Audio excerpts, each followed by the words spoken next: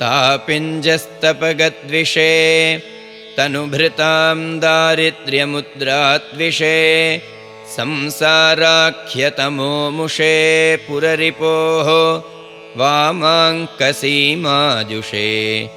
कम्पातीरमुपेयुषे कवयतां जिह्वाकुटीं जग्मुषे विश्वत्राणपुषे नमोऽस्तु सततं तस्मै परं ज्योतिषे श्रियं विद्यां बुद्धिं जगति नमतां त्वामथ यशः सुपुत्रान् प्रादत्ते तव झटिति कामाक्षि करुणा त्रिलोक्यामाधिक्यं त्रिपुरपरिपन्थिप्रणयिनि प्रणामस्त्वत्पादे शमितदुरिते किं न कुरुते. பரதேவதையான காமாட்சியினுடைய ஒரு விசேஷமான கிரந்தத்தை சொல்லக்கூடியது மூக்க பஞ்சசதி. பஞ்ச அப்படின்னா 5, சதம் அப்படின்னா 100, பஞ்சசதி அப்படின்னா 500. மூக்க அப்படின்னாக்க காஞ்சிபுர க்ஷேத்திரத்தில் பிறவி ஊமையாக இருந்து காதும் கேளாதவர் ஒருவர் அம்பாளுடைய சந்நிதியை எப்போதும் பிரதட்சணம் பண்ணிகிட்டே வந்து அம்பாளுடைய பிரசாதங்களை சாப்பிட்டு இது மாதிரி தான் இருந்துட்டே இருந்தார். அவருடைய அப்பா பேர் ஆத்தவீரர் அப்படின்னு பேர். அவளுடைய அம்மாவுக்கு வேதவதி அப்படின்னு பேர். இந்த தம்பதிகளுக்கு இந்த குழந்தை பிறந்தது. பிறவியிலேயே காதும் கேட்காம வாக்கும் பேச முடியாமல் இருந்ததுனால மூக்கன் அப்படின்னு பெயரிட்டார்கள்.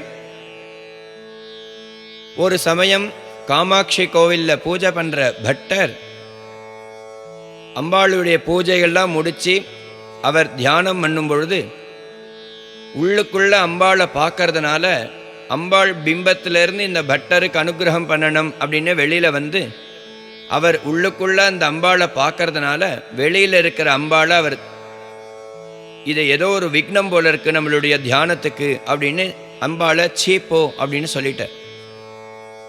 ஒரு பிம்பத்திலிருந்து தெய்வம் வெளியில் வந்தது அப்படின்னாக்க யாருக்காவது ஒருத்தருக்கு அனுகிரகம் பண்ணிட்டு தான் திரும்ப பிம்பத்துக்கு போகணும்.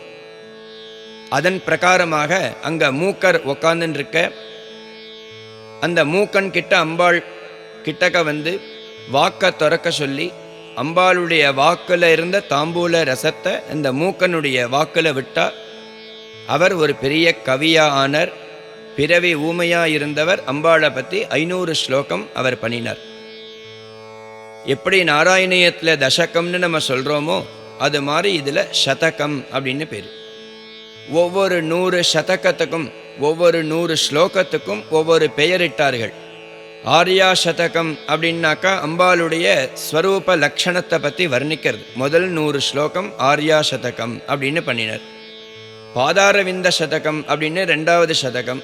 அம்பாளுடைய பாதுக்க என்ன சொல்ல வர்றது, அம்பாளுடைய பாதத்தை பூஜை பண்ணினா நமக்கு என்ன பலன் அப்படின்னு சொல்கிறது. 3வது சதகம் ஸ்துதி சதகம் அப்படின்னு அம்பாளுடைய ஸ்தோத்திரங்கள் நம்ம எப்படி சொல்கிறது, அம்பாளுக்கு ஸ்தோத்திரம்னா எப்படி பிடிக்கும், ஸ்தோத்திர பிரியாயை நமகான்னு லலிதா சஹஸ்ரநாமத்திலே ஒரு அர்ச்சனையாக வருது. அதனால ஸ்துதி சதகம். அடுத்தது மந்தஸ்மித சதகம். அம்பாளுடைய புன் சிரிப்புக்கும் அம்பாளுடைய வதட்டுக்கும் 100 ஸ்லோகம் பண்ணினார்.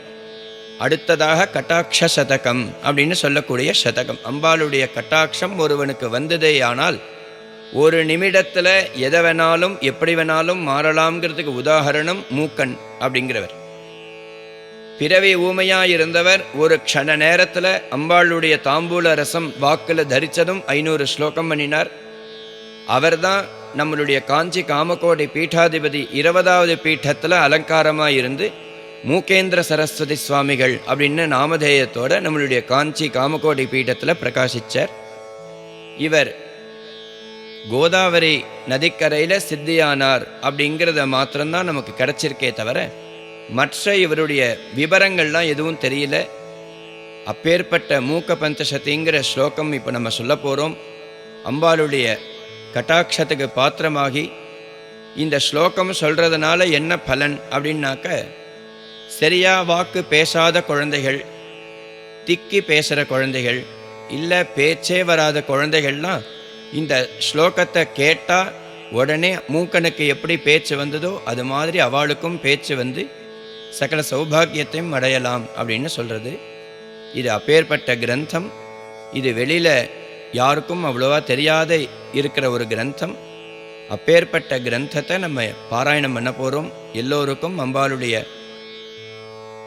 பரம கிருபை அடைஞ்சி அம்பாள் எல்லோருக்கும் ஆயுசு, ஆரோக்கியம், ஐஸ்வர்யம், சம்பத்து முதலிய எல்லா விதமான க்ஷேமலாபங்களும் கொடுத்து சகல சௌபாகியத்தையும் கொடுக்கணும்னு நானும் அம்பாளை பிரார்த்தனை பண்ணிக்கிறேன். ஆதிபராசக்தி மாதா கி ஜெய்.